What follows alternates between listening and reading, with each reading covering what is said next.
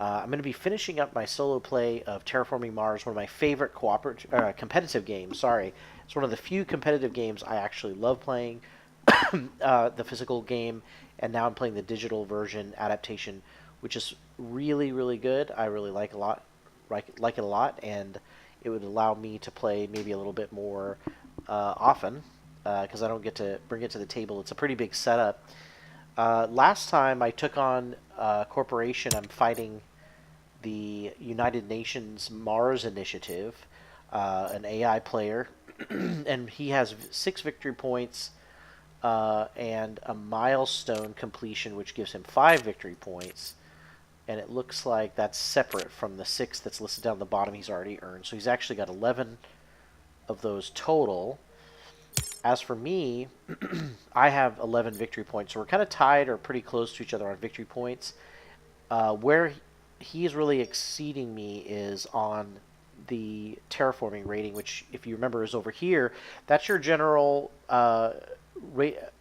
how the world is kind of seeing you as a terraformer on Mars, and then it's also your income. So he's earning a little bit of extra cash out of that 13-point lead every round. Now his profit versus my profit, if you look at the profit, he's at a -1 mega credit profit in general, and I'm at a 17 profit. So I'm kind of doing a little bit better than him on income overall. The only downside, and I have some other things that kind of increase my income, and I think my engine is finally starting to rev up, and I should be able to pump some more, make that difference of terraforming rating decrease hopefully really soon. So we got a lot of money to spend this round. We got a lot of cool things we can do. I'm going to start off by getting a couple of milestones because I don't want him to purchase any more. Remember, every time you purchase a milestone, you purchase them as soon as you qualify for them. So, for example, as soon as you, as soon as he had a terraforming rating of 35, he was able to buy this terraformer milestone. And so, once you pass a milestone, you can buy it at any time. And once you buy it, there's only 3 available.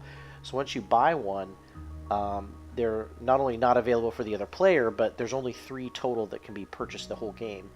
So I'm going to purchase the one for mayor, because I have at least 3 city tiles. I actually have 6 cities, and I'm kind of a city builder. That's sort of what most of my project cards became involved with, and so I've been sticking to that strength. I've also got a lot of building cards that I've played. I played 10, he's only played 2. All I have to do is have, like, for example, I can't buy Gardener because I don't have the minimum milestone, which is 3. He could purchase his next turn, but I'm going to go ahead and purchase the last of the 3 milestones by purchasing Builder. If you have at least 8 building tags, which, remember, those cards that you play, those project cards. Hey Joe, how's it going? If you purchase those project cards, they have different tags that can then be used, to give you different benefits or trigger other effects. And this one lets me, if I have 8 of those building tags, I can purchase this milestone. So I'm going to go ahead and do that. This takes up my 2 actions right at the beginning of the game. But the nice thing is, sorry, right at the beginning of this turn. But the nice thing is now all the milestones are purchased. No one else will be able to purchase any of these. Later on, I could purchase awards. Awards are similar. There's only 3 available slots, but what's tricky about the awards, and why you might want to wait till later in the game, is you purchase them. So, for example, I could purchase Banker, and whoever has the highest mega credit production at the end gets 5 victory points. And I believe if there's only 2 players, nobody else gets victory points. So you get 5 victory points for winning. But the problem is it's not determined until the end of the game, so he could come back and end up with more mega credit production than I have and win and take that out from me, even though I spent the money and actually purchased and made the award available. So there's only 3 awards that can be purchased and made available, and then whoever wins those is not determined until the end of the game. So that's kind of a cool, like, edge of your seat kind of victory point grab you can do. I'm going to wait a little bit later. I could get some awards like Banker that I'm pretty sure I'm going to win. I'm going to go ahead and end my turn. Remember, you can only do 2 actions, but I'll have another turn as soon as he does something. So he did one of his blue cards. Looks like he increased oxygen. Okay. So he's going up by a little bit, terraforming rating. And I'm going to try to do projects this time that increase my terraform rating by the most. I'm thinking about purchasing this card first, nitrogen-rich asteroid. I'm going to crash a nitrogen-rich asteroid onto the planet, which will give me a terraforming rating of 2, and it boosts temperature. So that's actually going to boost my terraforming rating in total by 3, and it increases my plant production, which is not really that big of a deal. I've looked through my other cards, and some of them raise terraforming rating, but not as much as that card. This is kind of cool. This releasing inert gases increases my terraform rating by 2 steps. That might be the next thing I purchase. These are really expensive cards, but I'm going to be able to decrease them because I have a lot of titanium, and then I just have a lot of money right now. So I think I'm just going to go for... Yeah. Looks like those are the two... This is the best one. So it costs me 31 mega credits, but I'm gonna use all of my titanium to decrease it down to 13, so it's gonna be really cheap.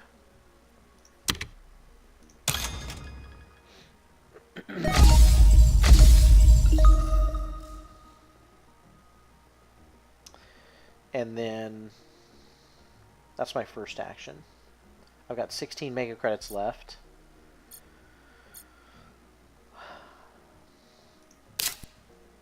So I could release the inert gases, which is next.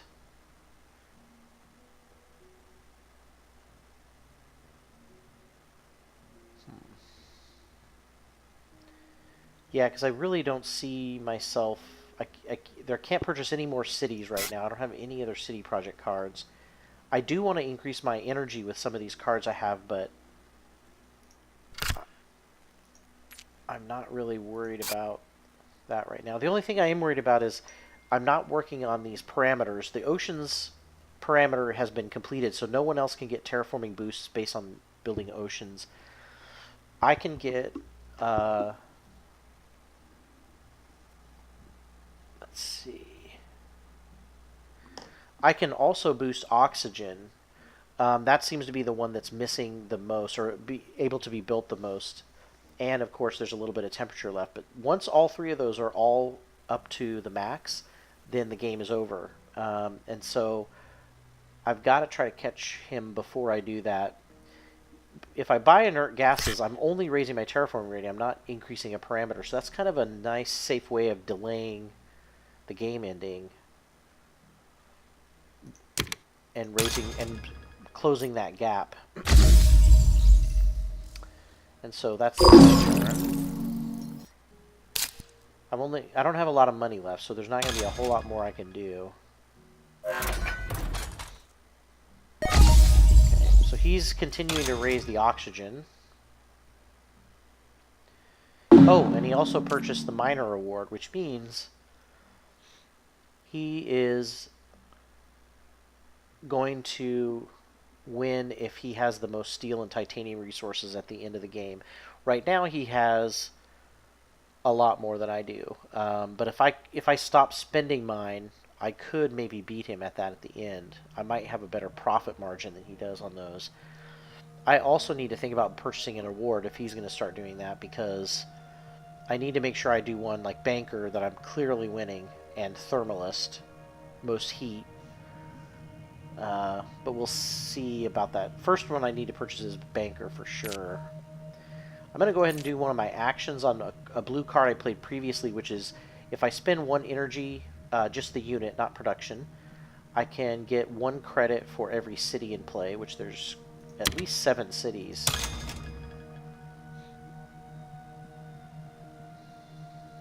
Okay. So it increases my profit a little bit.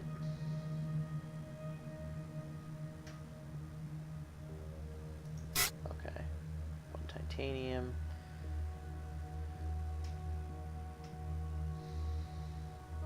So I can increase my energy. So I can increase my energy production, basically.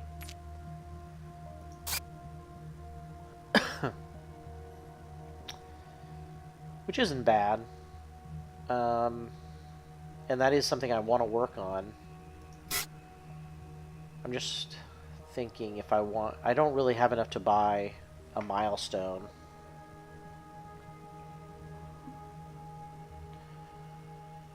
I have caught up. I'm now 10 away from him. I think what I'm going to do this round, just to see what he's going to do, is I'm going to use my... If you have extra heat, you can convert 8 heat into a temperature increase. You're basically blasting the atmosphere with heat.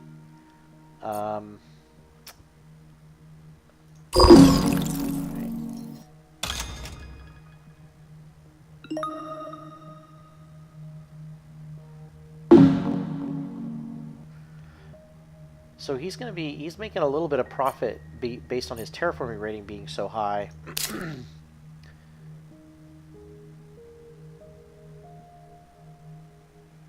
So the only way I can buy some of these cards is if I use my steel. And I'm not sure...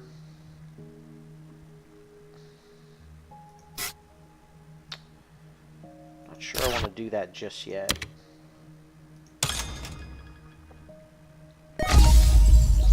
So I am going to increase the temperature one more with my remaining heat.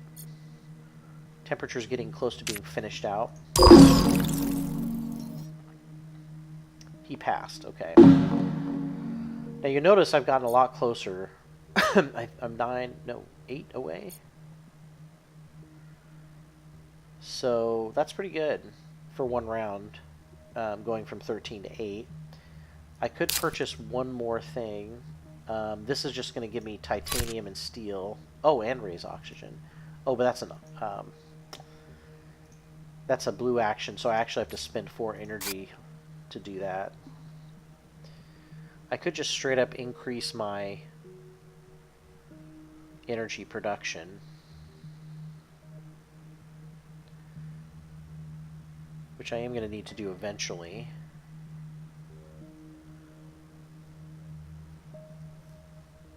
Yeah, that'll be good, because then I can play later cards that let me spend energy to raise oxygen, things like that. So I do have to spend all 3 of my steel.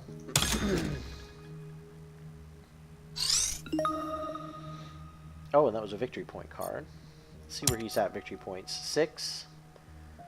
Plus he has 1 milestone, so that gives him 11, and he probably will win this award, so that's 16. I have 6 plus 10. I have 16. So we're really close on just straight up victory points. I don't think I can do anything else. Man, if I had another space card.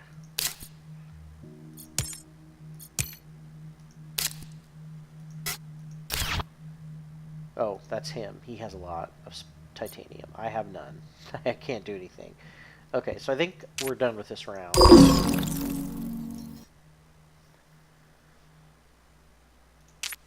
And so I'm passing, and then this should go to a new...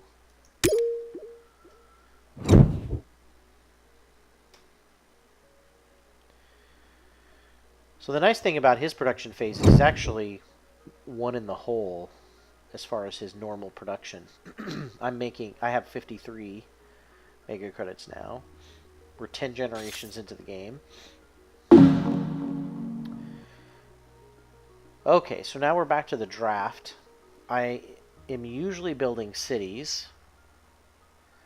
Well, this is kind of interesting. What is this?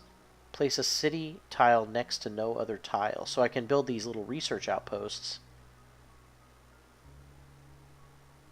Do I have to... When you play a card, you pay... Oh, okay, so every research outpost I have... Oh, okay, just buying this card makes all my other cards 1 mega credits less, and I place a city tile next to no other tile.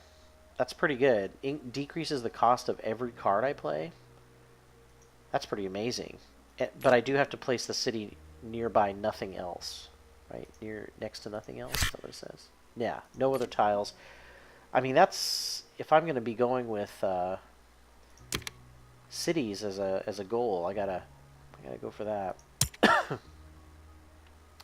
So then I get past the cards he didn't pick. Advanced ecosystems...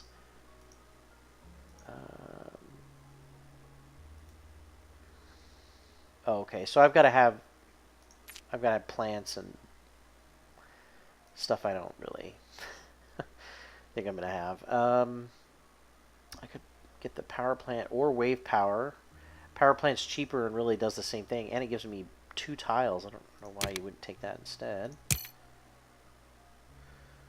Okay, so nobody's going to want the large convoy because it places an ocean tile. It's very expensive and 2 victory points, but you can't place an ocean tile, so I'll give him that.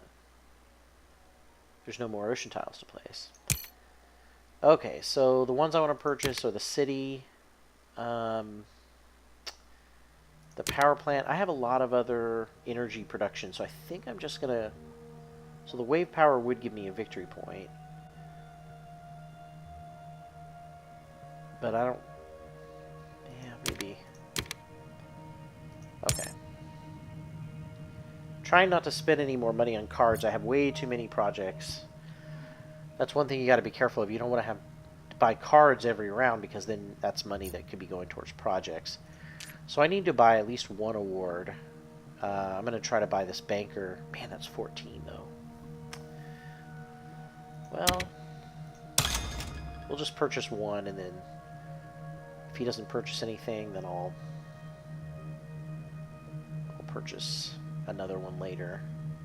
So I can place a greenery tile because I've got 8 greenery. I think I'll do that as my second action to see what he's going to do. I can place it anywhere that's next to tiles that I've already placed. And I definitely want to surround all of my cities with greenery as much as I can. So the best place to do that would be here because I would be, and over here because I would be doing multiple cities at the same time. So I'll do here. And basically at the end of the game you'll get, I believe, 1 victory point for every tile that's next to a green... Your cities get 1 victory point for every greenery tile that's adjacent. So there I just got 2 victory points. That won't be tallied up until the end of the game, but... Okay.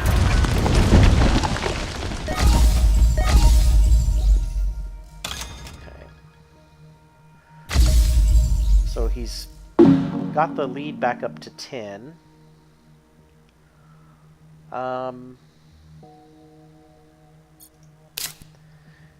So now I need to go for more terraforming boosts. If I do the strip mine, that's going to decrease my energy profit by 2, increase my steel profit by 2, and titanium profit by 2, which is good because maybe I can take that 1 award out from under him by doing that. And I increase the oxygen by 2, which is amazing.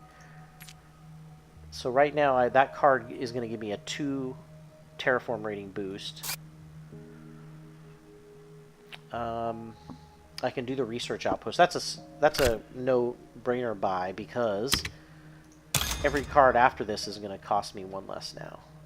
But I have to place it next to no other tile. That's strange that I can't place it on top. Oh, that's an ocean tile. Why can't I place it on the card tile? Oh well. So I'll place the research outpost.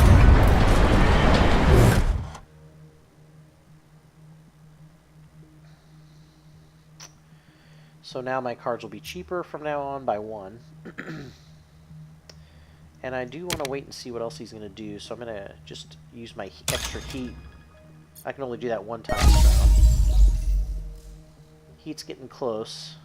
Just 4 more steps, and it'll be... No one else will be able to...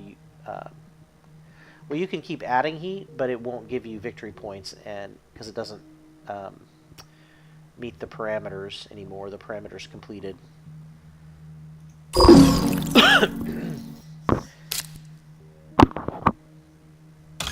So he's really beefing up his steel and titanium, which makes sense. I mean, he's going to definitely win that award, and it's also raising the oxygen when he does that. It's not a bad idea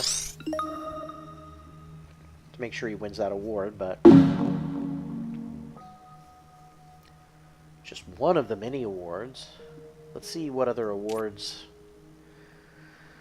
So Landlord, I can win if I get the most tiles. I have 4 more tiles than he does. Scientist, that's if you have a lot of science tags. Thermalist, most heat. It's possible I could end up with the most heat. he only has he doesn't have a profit of any, and I have a profit of 9 heat. So once the temperature is raised, I can just let my heat sit there and win that award. So I probably should purchase that. But that's, yeah, maybe I should wait, and I need to increase my terraforming rating however I can.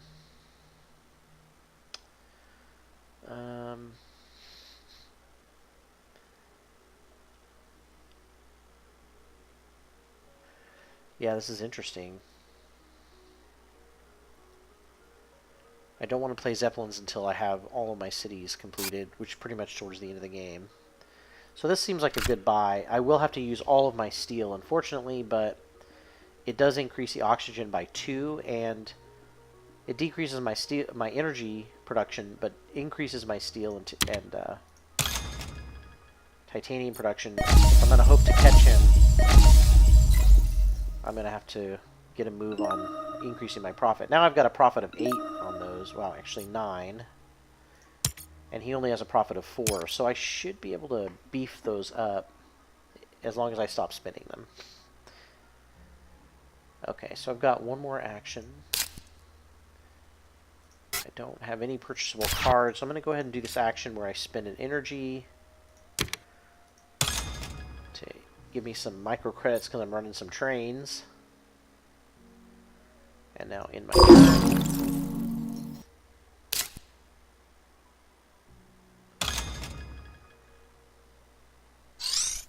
I really do need to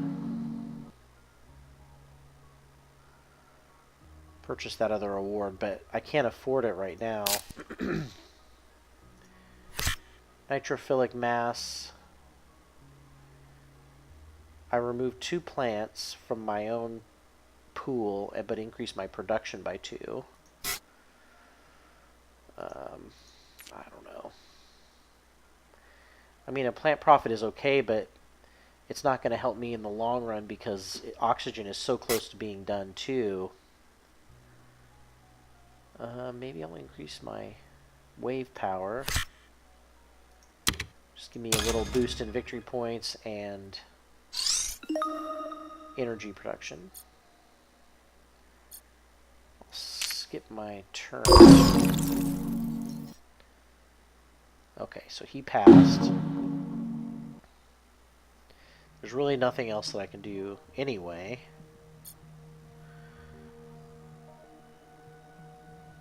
So I will also pass. So at this point, if you're playing, when you're playing the game... So Joe, that's an interesting question. I am 7 points behind him in terraforming ratings, but all of that is added together with your victory points you have in your regular pool, plus milestones, awards, tiles you have on the map. I'd say what the best thing to do is to make sure that you're staying pretty close on everything. So if you check their victory points, he's got 7, so I'm ahead in that. I've got more milestones than he does. As long as you feel like you're ahead in each of those different categories, and I'm only 7 points behind in the terraforming rating, so that's the thing the gap I've got to try to close. So it's close. I'd say I might be a little bit in the lead, but it's going to be a close one. One thing you have to watch out for is as the parameters are getting closer, you really have to think about what actions you take in your turn. If you have a lot of extra heat like I do, I want to boost that temperature before he gets a chance to boost the temperature, because once it's capped, I can't get any terraforming rating from it, so it doesn't do me any good.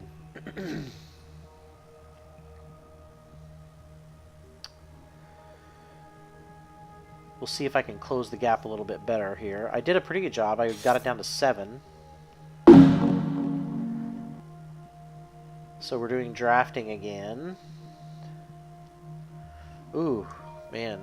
2 cards that give oceans. I don't like either one of them. I'm not a big token person because you just have to... you just have to keep track of how many... You get victory points usually based on how many tokens you have on them, microbes and things like that, and it's... I don't know. I don't like any of these cards. Okay. I'll keep that one. there's just not really much left. I guess this lets me increase my... Tundra farming lets me increase my mega credits production and gives me 2 victory points. So that's, I guess, okay.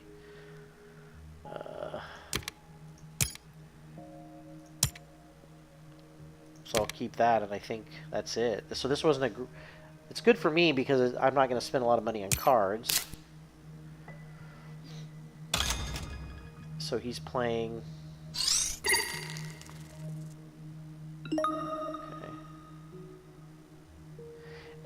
I do see, okay, so he is spending his extra heat to raise the temperature. So you'll notice there's only 2 more times we can raise the temperature and have it count.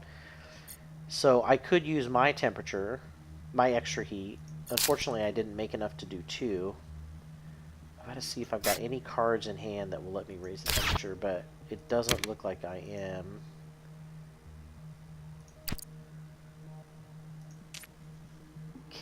Okay, so one thing I can do is I can bring an asteroid in for 14 and raise it myself. But the question is, that's really an expensive way to do it, but it might be worth it to keep him from doing anything else to raise it. He's only got 3 cards. He doesn't have any other way to do it. I wonder if he's going to be able to do it. Well, I'm gonna do it myself. So the standard projects are something that any player can purchase at any time. The only downside is so they don't have a card for them. They're just on the board. You can purchase them at any time, but they're usually more expensive ways of raising the parameters. So we've reached 8 degrees Celsius, 9 oceans. So 2 of the parameters, there's only 1 parameter left, the oxygen, and it's only got 5 steps left to go. He's still ahead of me by 6 points. Terraforming rating, but that's 7 now. But it doesn't really... there's many factors that go into the points. But we are getting close. As you play this game, with many players, you'll see the parameters go up really fast, and so it's a faster game.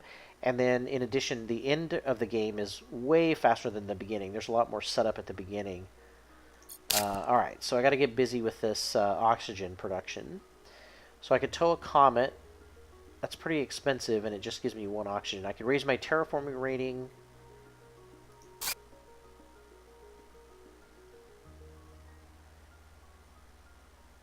And that's about it. So not a lot of options on the oxygen side, which kind of stinks. I could increase the tundra farming, which would increase my plants plus my mega credits.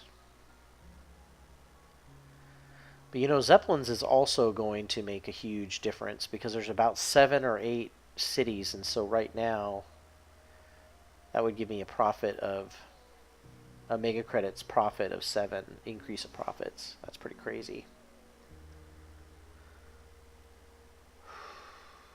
And I only am planning on purchasing maybe 1 more city, and I can't do it until we're at 12, and that's almost the end of the game.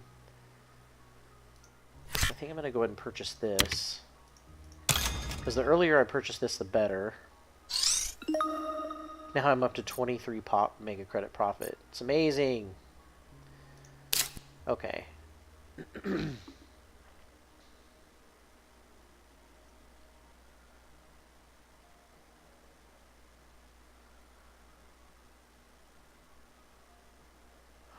Water splitting plant will let me create oxygen every round. That might be something worth buying. So I got to increase my energy production as well to get that going. But the question is, do I want to tow a comet? Alright, let's do it. I'm going to decrease the cost by a lot. I'm going to decrease it down to 1 by spending all of my titanium. That might be a risk, but it's a really cheap project that gives me...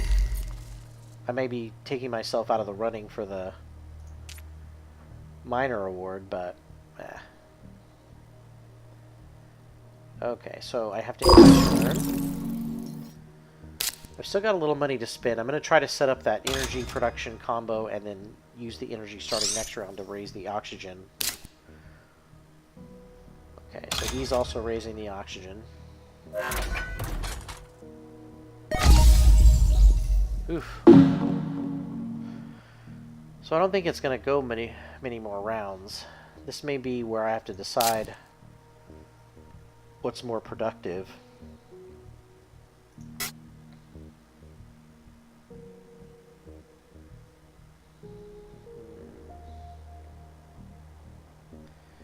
It may be better to spend it on farming and tundra farming than it would be to purchase the water splitting plant, because I don't think there's going to be a lot of opportunity for me to spend that energy, or the energy to create the oxygen increase.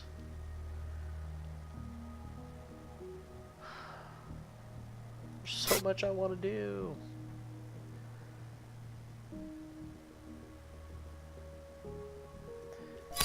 Alright, let's do tundra farming.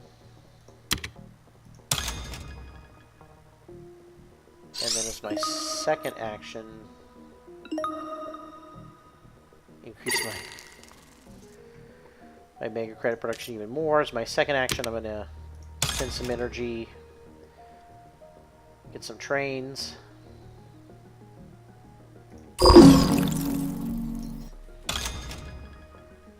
Oh, he's buying a power plant, which gives him energy production.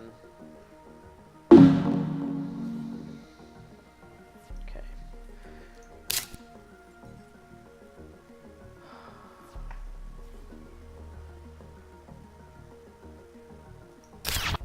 So to do the nitrogen,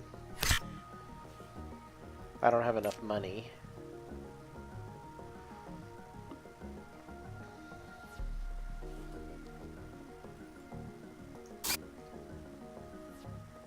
I could do the tundra farming.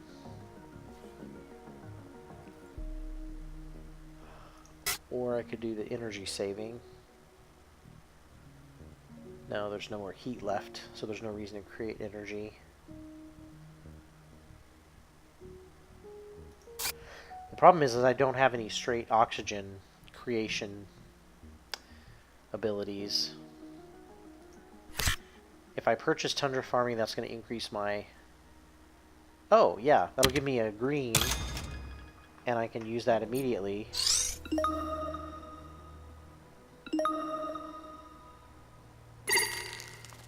To create some oxygen. Okay. So where do I want to place that? This looks good because it'll be between two cities. Fine. Now there's only 2 more oxygen left. So I think next round is going to be it. I've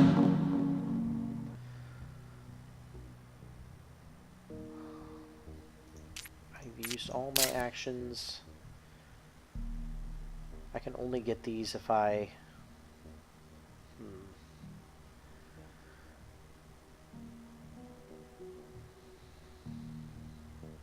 Maybe it would be worth it to buy the water splitting plant, so that I can at least buy 1 energy, then spend the other energy.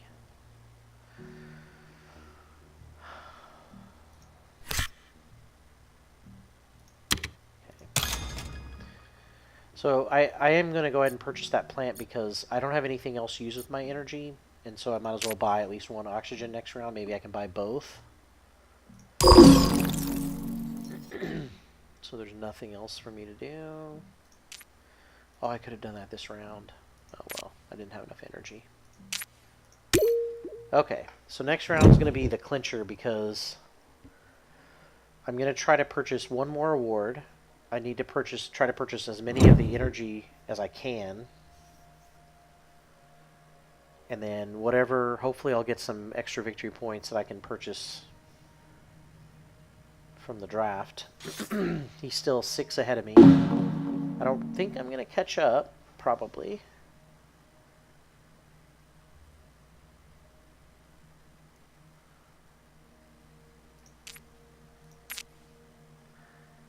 none of these are great.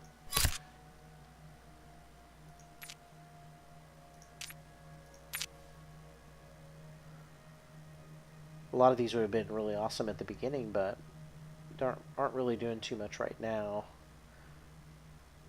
I think I'm going to hold on to this card in case he has a lot of science tags.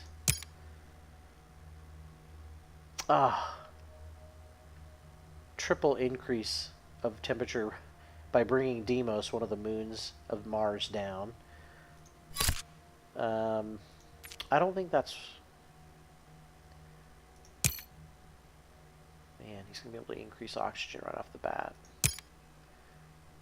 I should be able to purchase it, though, out from under him, if I get to go first. Otherwise, he's going to purchase it for sure. So none of these cards are amazing.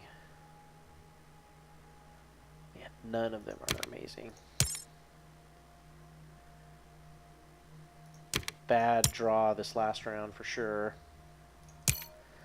I'm not going to purchase anything because I'm hoping I'll go first. I think I am going to go first. I think it's already determined.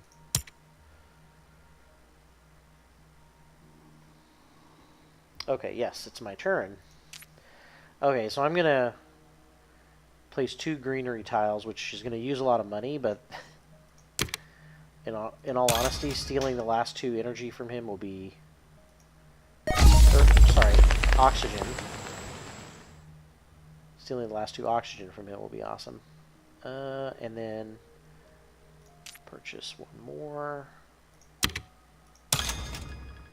A lot of money spent there that didn't need to be spent, but it's better to not give him the opportunity to spend that himself. He already had some greenery build up, plant resources built up to be able to buy it one, and then he would have just had to buy the other one.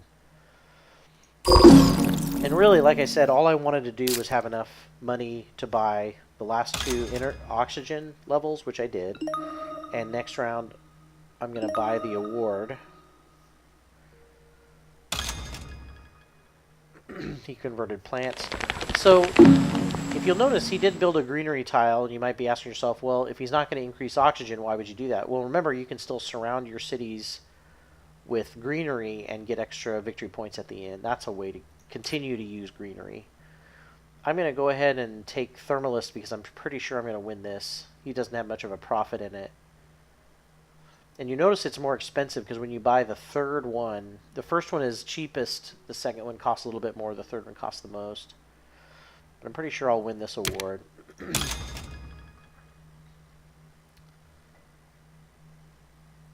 The one thing I do want to do is buy this city, but it's not going to happen, unfortunately.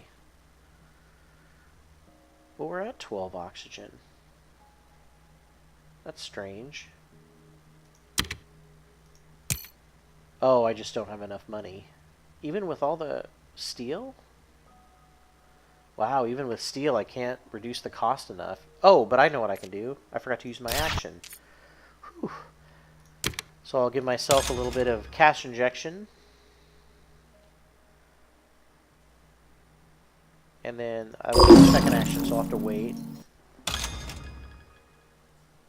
Oh, yeah, that's right. Thanks for reminding me.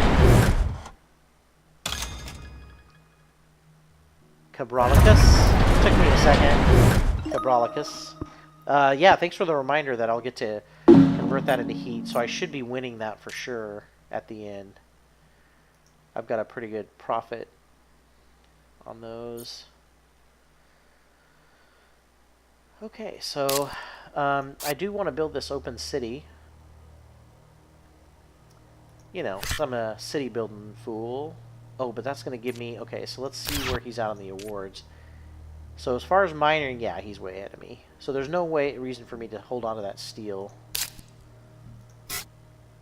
Just building the city. Okay.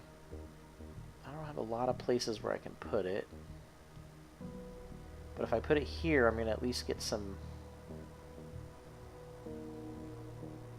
If I put it here, I'm next to 2... Yeah. Put it next to... Okay.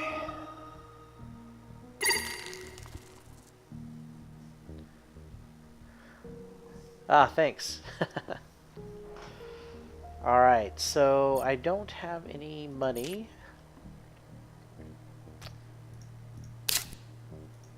And all of my cards are unpurchasable. And the game is over. We're just waiting until both players pass. I don't have any actions I can do. This is the end of the game here. He passed. So I'm within 4 terraforming rating. That was the only scoring that I was pretty far away. He was pretty far ahead of me, and I needed to close that gap. And I did a lot, and I think it should be a good amount. So now we'll see. He produces, and I produce. And then, of course, because that heat generation, I definitely guarantee the... Oh, yeah, and every 5 mega credits is a victory point, too. Yes, thank you for reminding me that. Oh, I should have sold patents. You're right. You're right. That was dumb. I forgot about selling patents. Yeah, you could totally sell... I totally could have sold all the rest of my cards for mega credits. And that would have been like an extra 3 victory points. So if I lose by 3 victory points, that was dumb of me. Okay, so one thing you can do at the end is after production, if you have extra plants, you can convert 8 plants into 1 greenery. So I can do that one time, and I definitely want to put them next to my cities. And right here is a perfect place because it's next to 2 of my cities. I know, I gotta win now. Okay, so no more plants. So I'm done with that. And he didn't have any plants. So terraforming rating was 46. My rewards brought me a little ahead. My milestones brought me a little more ahead. I was a little ahead in greenery tiles. And cities, of course. I had a huge number of cities. Victory points brought me with over 23 ahead at the end. Yay, I won. Of course, it was a pretty easy AI, but it was actually doing a really good job of keeping me on the ropes as far as terraforming rating. He was really playing all kinds of projects, boosting the terraforming rating. I had to really worry about that at the end. But I was also kind of spending a lot of side time building up my city engine profit. Thanks, Joe. Yeah, thanks, Cabralicus. So we'll be... Yeah, so that's pretty awesome. So now that we kind of got that done, hopefully you enjoyed the playthrough of that. I might go back and check out some other things too. There's some other modes like corporate mode, corporation mode. That's pretty cool to check out, so we might check that out. But I'm going to switch really quickly here. We're going to take a look at a little bit of the Lord of the Rings card game, go back to that. One thing that we did talk about last time when we did the co-op game was we were checking out and noticed, or one of the things we'd heard was that they revamped the tutorial mission and kind of made it into a set of quests, more than one mission. And so I'm really excited about testing that out, at least maybe looking at the first of the quests to see what that looks like. We'll do that.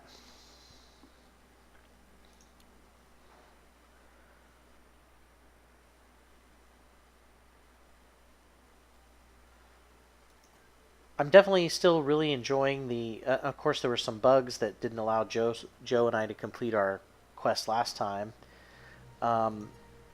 But once a lot of that stuff gets ironed out, I'm really excited about checking out all the new stuff. As you can see, there's a ton of things to try out on the game. There are basically three campaigns now. There's the tutorial campaign, that's a prelude campaign. It's the Shadows Reach, which was released with the early access, and then now there was after they had it out for just maybe like, I guess it's been a few months, but it definitely wasn't very long before they released a whole new campaign of 5 quests each. And then you've got these encounters that are also coming on, which are like souped up single quests, but are usually pretty difficult. More so of a challenge than the normal quests. And I haven't taken a look at Feast for Trolls at all yet. I played King of Carrion. It was tough. It was tough. So I'll be interested in trying out Feast of Trolls eventually. Right now I'm going to go into... Can you play with your other decks? Okay, so you have to do a tutorial deck if you're playing the tutorial. We'll learn the fundamental concepts. So we're going to go back to pretending that we don't know how to play this game. Apparently, they've really tried to fix this tutorial to help new players that have never played it. And so, take a look at this tutorial. Beef up the old... Impatient to greet his old friend Glowin, who was expected on the Old Forest Road, Bilbo left Bjorn's hall to wander the approaches of Mirkwood. After raiding a bee's hive for an after-dinner snack, he continued onward, eyes scanning the path ahead for the face of his old friend. Bilbo was so eager to see Glowin that he lost track of time, and soon the light began to dim. With the setting sun, the sounds of the Wilderlands came alive, with the clicks, calls, and squawks of creatures more attuned to nocturnal activity. Too late, Bilbo noticed the impending shroud of darkness. Oh, my stars! He exclaimed. I seem to have gotten all turned around. Suddenly, there was a snapping sound from the trees nearest Bilbo. He froze, staring at the tree nervously. But a soothing voice spoke softly from behind Bilbo. Greetings, friend of the elves. Much to Bilbo's relief, it was Arwen of Rivendell, accompanied by a tall woodland elf. I am Legolas, son of Thranduil, whom you know well. Wow, that was nice. I will gladly accept assistance from the elves. It is fortunate that we found you, elf friend. Neither the folk of Rivendell nor of Thranduil's Hall shall fail you. Alright, so this is very different. Instead of starting out with Bilbo only, now we've got some friends. Arwen, one of my favorite characters, and Legolas. Your three heroes are essential to your quest. Do your best to protect them. If they're all removed from the game, your quest fails. Yes, we don't want all of them to die, for sure. You start every quest with 5 cards. To examine a card in your hand, simply click on it. Each card has its own abilities, but for now, the important thing is the cost. Every round, you gain 3 resources, which are symbolized by the gray stone circle, that you spend to play cards. Any resources you don't spend carry over each round. It's easy to play inexpensive cards, but you'll need to save up to play more expensive cards. My old friend Glowin awaits me on the Old Forest Road. Will you kindly assist me in finding the trail? You have certainly gotten yourself lost, little friend. Hold fast. I fear we are not alone. We're never alone. Hatchling spiders. I must find the path to continue my journey. The goal will advise you what you must complete to advance your story. When you complete necessary tasks, the goal will update automatically. You can click on the location banner at any time to check your current goal. Objectives are an important part of many locations. When they appear, you resolve them by using your characters to apply progress and advance in your quest. We must find a path past these creatures. You must find the path to continue your journey. And so basically this objective, I have to use my willpower in order to search around and find the way through the game. And this has a value of 10, so I need to apply 10 willpower to figure out the path out. The game is played in rounds. Every round has several phases, which always starts with upkeep. Any card with the upkeep keyword performs its ability during that phase. An upkeep ability will always trigger if its conditions are met. Some abilities trigger automatically, others require you to choose a target. A glow surrounds each eligible target. You can choose left click to choose a target or right click to examine the available target before choosing one. Okay, so Legolas's upkeep ability is to deal 1 damage.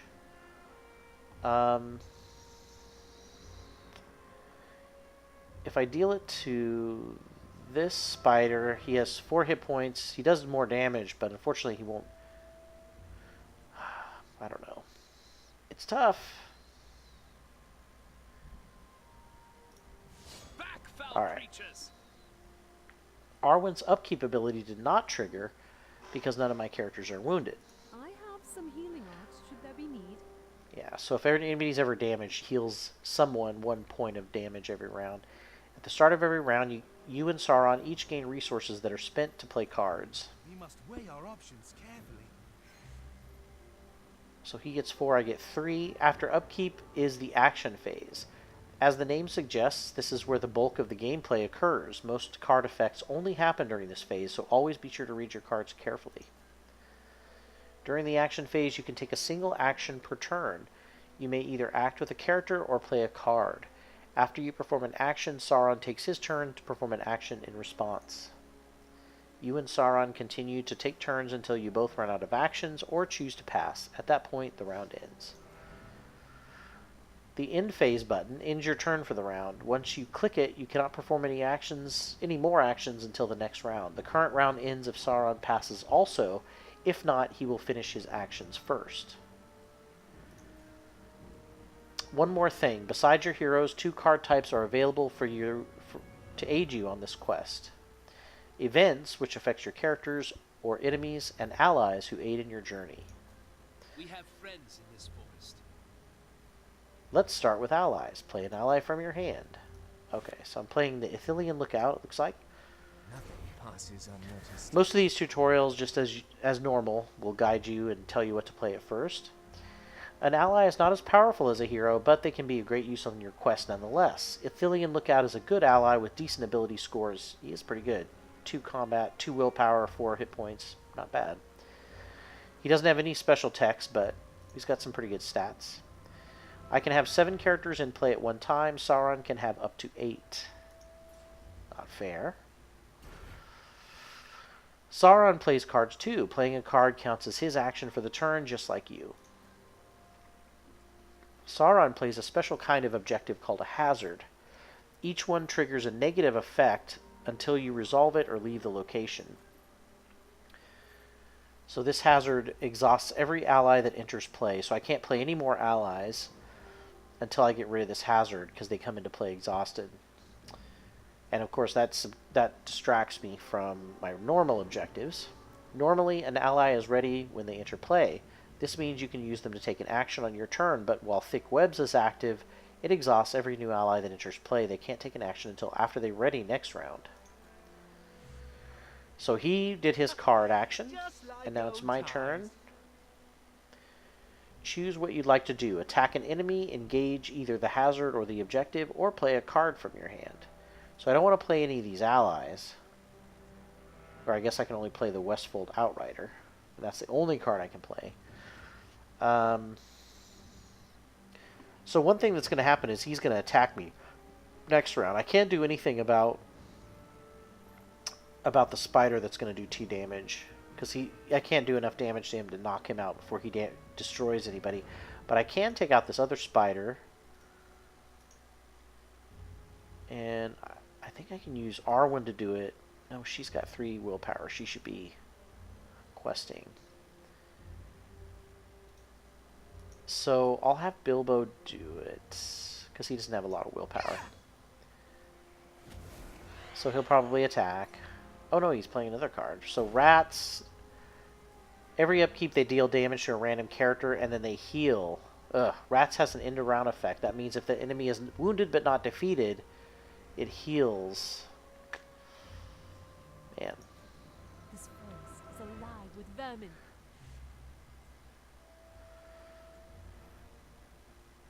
Okay. I'm surprised he isn't attacking, but it's interesting. He's spending all of his resources maybe, and then he's going to attack. So I think the spider will probably attack for sure. But what I could do is I could finish off the rats before they attack. But it'll take 2 people attacking him to do that. Yeah. That's okay, I can heal with her.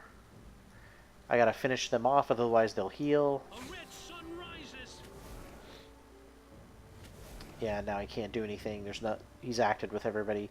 So I'm gonna have her take out this hazard. More so that I can bring out a new ally.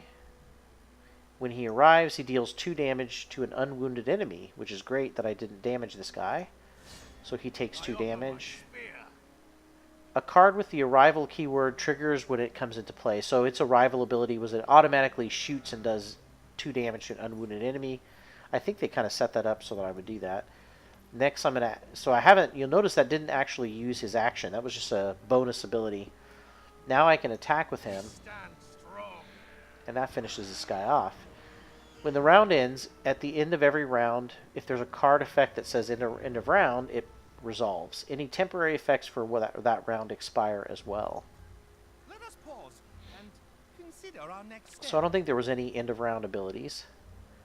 If a card has an ability that explicitly says this round, the effect will expire at the end of the round which it's played. So if I'd played Spear Wall, I would have decreased the enemy's attack, but that's only for 1 round. Makes sense. That might be something... Okay, so Arwen gets to use her upkeep ability, which is to heal, so she'll heal herself by 1. I shall tend to the wounded.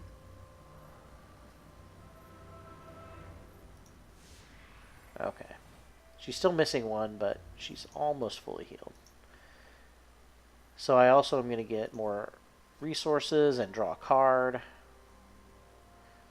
Sauron can draw up to 5 cards every round, but he can only play them if he has enough resources. You must find the path. Okay, so I got to keep working on this. Find the path. Find a way past the spiders to continue your journey. Okay, so it's my turn.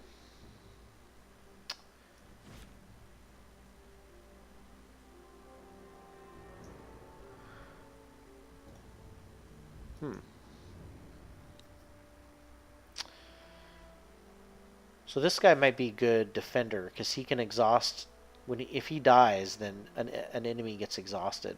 The hidden arrow strikes true. So anytime a unit has revenge, that means it'll trigger if they die. Defeat and discard are different. If a unit with revenge is discarded instead of being defeated, the revenge does not trigger. So they have to actually be killed. That's why it's a revenge ability. That did use all my resources. So now I can only attack, which should be pretty easy There. to keep everything that comes out under control. Enfeeble, deal 1 damage to every exhausted character. Okay, that was just 1 guy. Wasn't a smart time to play that, but... So Arwen will start working on this. Okay. So Sauron's going to play his Forest Spider. I'm going to put this guy on guard. Oh, I can't. Why can't... I guess I can't guard. It doesn't want me to know those things yet. That's okay. Even though it's lame. So he's just going to attack whoever he wants, I guess. I'll start working on him, though. A red sun rises.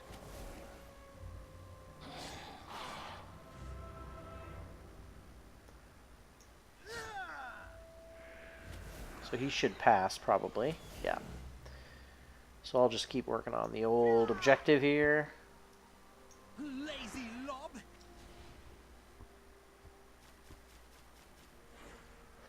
Upkeep phase. She gets to heal. Should I heal the Lookout? Or Bilbo?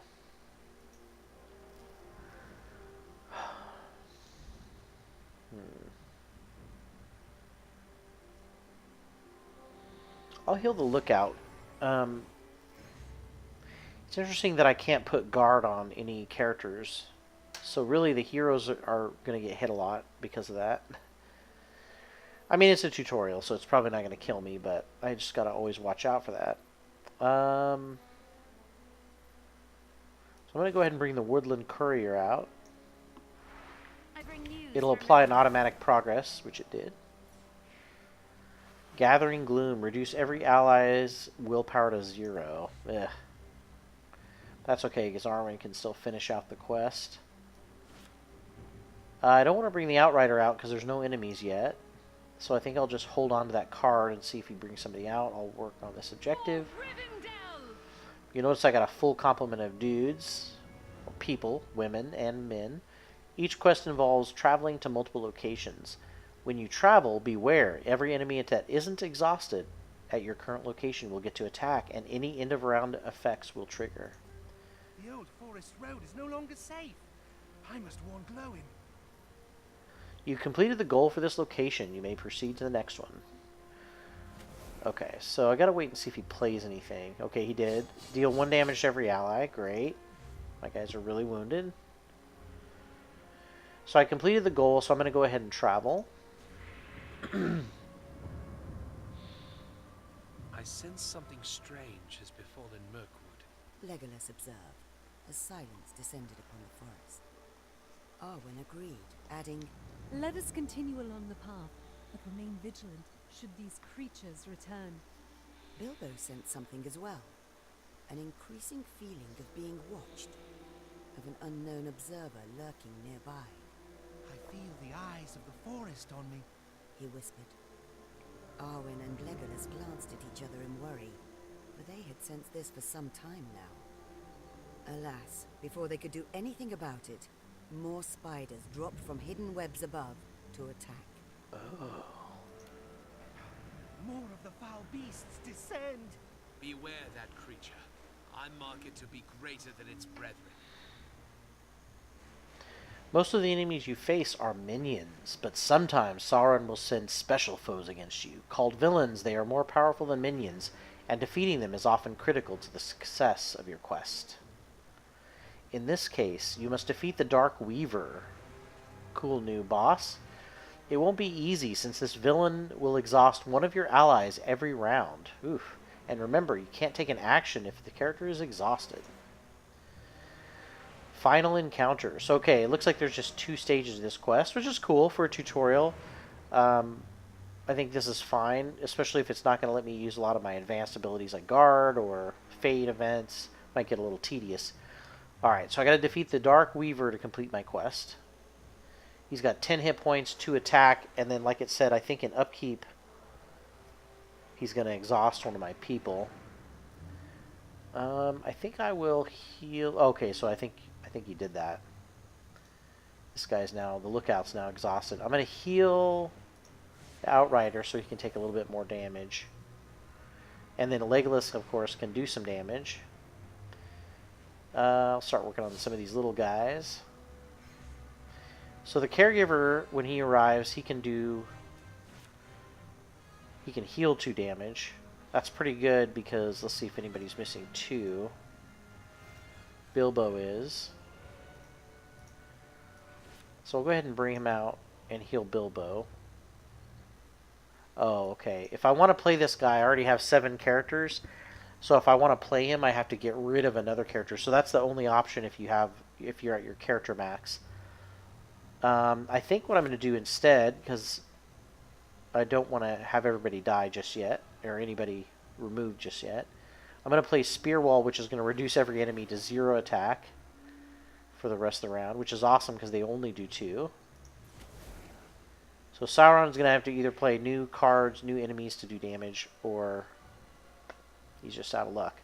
Eyes of the Forest, -1. What was that?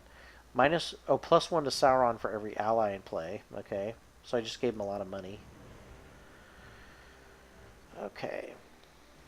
So he can't effectively attack, so I don't have to worry too much about... So I want to attack with the guys with low willpower in case he plays a hazard.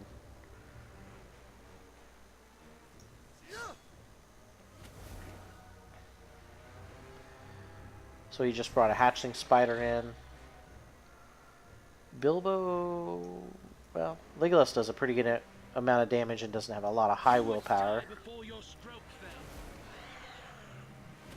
Oh, he's passing already. Wow. No more damage. So I'll have Arwen... Or, yeah, no more cards to play.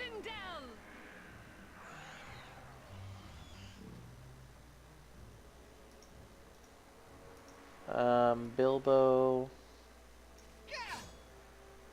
and this guy will work on their spider. Okay, now 1 spider left, but I can't do anything because this guy does no damage. So we go to a new round. Alright. So she can heal somebody. I guess I'll heal this guy. He's going to deal the damage. I'll deal to the spider. Bear in mind that you only need to defeat the Dark Weaver. You may deal with other enemies if you want, or ignore them. And now the reason why I attacked them is because they dealt 4 damage, and they were much easier to kill. This guy only deals 2 damage by himself, even though it's going to take a little bit longer. I think I can finish him this round, though, as long as he doesn't play anything else. So I'll attack with this guy first, since he doesn't have any willpower. Just in case he, like I said, if he plays a hazard, I'm going to need some willpower to take care of that. So he did just attack this guy. It's okay if he dies. He's kind of done his job. I'll have Legolas attack back. -2 resources to each player. Okay, so that's if... Is that an upkeep thing, or... Oh, I think that's... I think this hazard... Okay, it's revenge. Oh, okay. So basically what happens is they stole the horses, and now they took some of my resources. So I gotta complete this hazard to get it back. So I'll do that right now. Just got an achievement, Slayer. 1,000 damage to enemies. I've been playing this game long enough. I know, I'm too full. Alright. So now... Bilbo doesn't have a lot of willpower, so I'll go ahead and have him attack. Oh, I guess he passed. Okay. I think we'll be able to finish this guy. We have vanquished Boom. the beasts. Come, my friends. I see the path ahead. Quest complete. For days, a strange pull had drawn the creature towards the forest's edge. Desire drove it on. The creature missed the cool air and precious darkness under stone. Yet for years it had roamed the wilderland, faithfully searching, hunting, craving. A nearby noise attracted its attention, and the creature slid through the branches to investigate.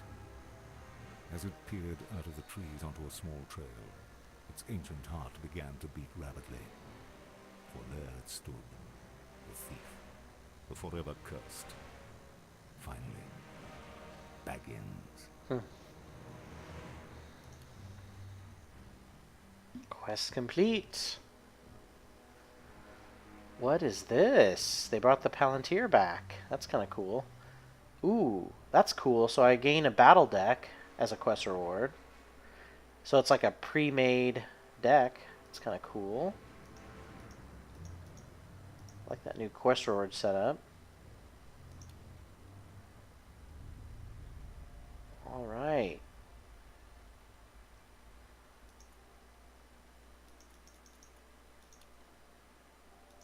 Ooh, so I get a completely different set of heroes for the next quest. That's cool. So I learned the core concepts in this one. Basically attacking, playing cards, using resources. I didn't get to do some of my things, but that's okay. This is cool. There's some of the quests that walk you through deck building. Wow. Okay. I like this tutorial. It's very cool. It was nice and short to teach you the core concepts. I like that because I felt like the old tutorial kind of threw a bunch of things at you, including all the advanced concepts kind of at the same time. You had to think about them at least a little bit, even though it did kind of guide you for a while. But this definitely kind of strips all that away and just teaches you the first steps.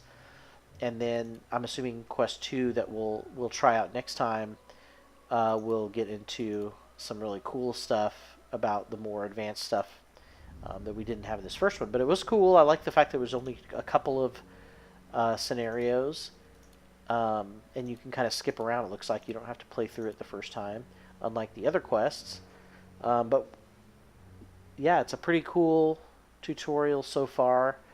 Next week, I'll be back and I'll be playing probably Quest 2 and 3 if they're pretty short, at least. We'll check out some more of the tutorial quests.